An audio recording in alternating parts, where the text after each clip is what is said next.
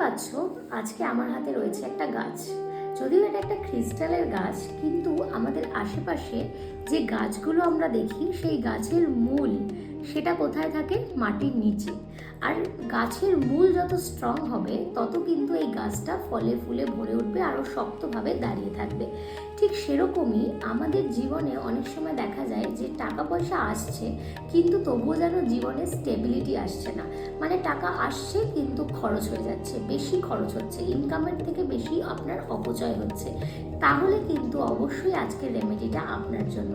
আপনি আপনার বাড়ির টবে বা ছাদ বাগানে গাছকে অবশ্যই যত্ন নিন, গাছের রুটে জল দিন। যত আপনি গাছকে জল দেবেন, গাছের মূল স্ট্রং হবে, গাছকে সার দেবেন, তত আপনার গাছের ফলন্ত হবে, তত আপনার গাছ যেরকম স্ট্রং হবে, আপনার জীবনেও কিন্তু আসবে আর্থিক সচ্ছলতা।